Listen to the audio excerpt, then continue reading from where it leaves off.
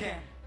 What happened nga ba? At sa bawat scroll, tila may Twilight Saga. Hindi new moon ha, kundi new meme. I know vampire rights. Pangil sa pangil ang labanan ng mga kumasa sa trend. Napangapanga naman ang tawang hatid sa netizens. Vampire will fade to me. Pati mga sparkle artists, naki-vampire, right? I know vampire rights. Mula yan sa werewolf pack na performer. Si Christopher Diwata, ang Taylor Lautner sa Kalukalay segment ng It's Showtime noong 2013. What happened, Bella? Why are you crying again? I know vampire rights. Talaga nagulat na lang po ako nung may nagtagpo sa akin na viral na po yung What Happened, Bella. Okay lang po naman, karalan ko po yun ang bumagdamag, kahit pumaigsi lang.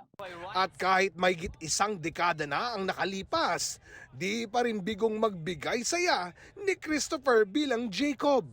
Maseraw siya na trending ito at proud sa kanyang naging stint. Na naulit pa nga bilang contestant naman ng GTV show na dapat alam mo noong 2023. What happened, Bella? Why are you crying again? Pero hindi lang si Bella ang ayaw niyang umiyak. Ginawa ko po kung ano po yung best ko para pumatuwa po yung mga tao. At maraming pong salamat sa mga sumusuporta po sa akin. From now on, she is mine. I have died every day. Oscar Oida nagbabalita para sa GMA Integrated News.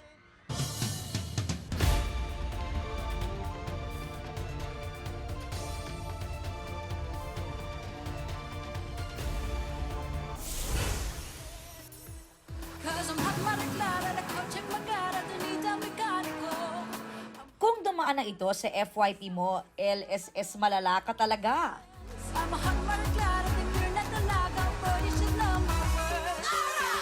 Aura talaga si Kapuso actress at Sangre Danaya Sanya Lopez sa hit song niyang Hot Maria Clara.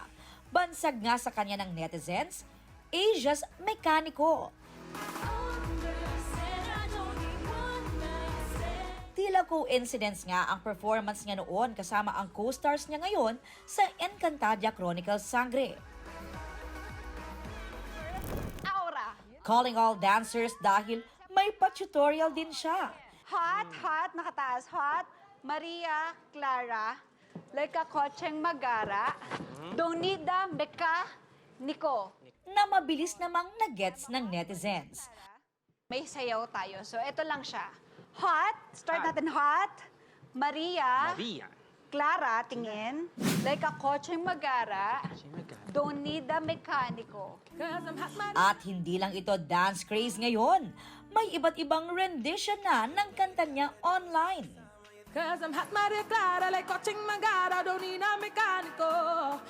May R&B at mellow.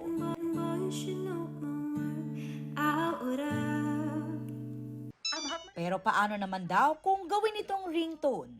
Kasamhat mariklara lang ko siya mag-ara doon ito mekaniko. O alarm clock? Amhat mariklara na basta sasama yung tika maloloko. At mukhang nabuhay na nga rin ang katawang lupa ni Maria Clara na nag-practice pa raw para sa Independence Day.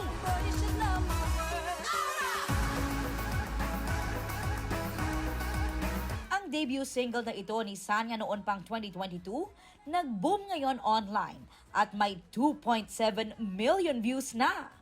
O siya!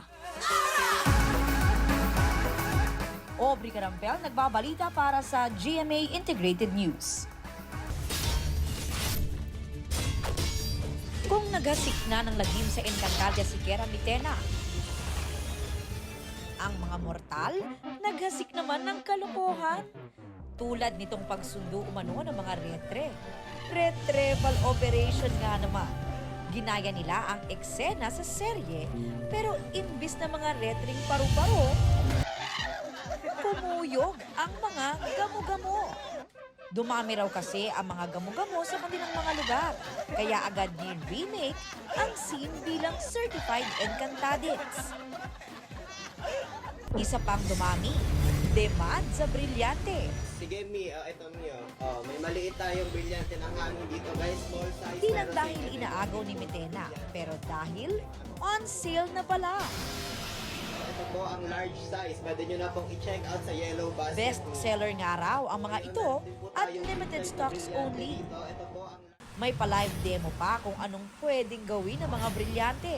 Meron pong price difference ng 2016 at 2025 version dahil ang ating brilyante ng Apoy ay meron pong kasamang freebie na bag. Don't miss out this exclusive deal, ika nga.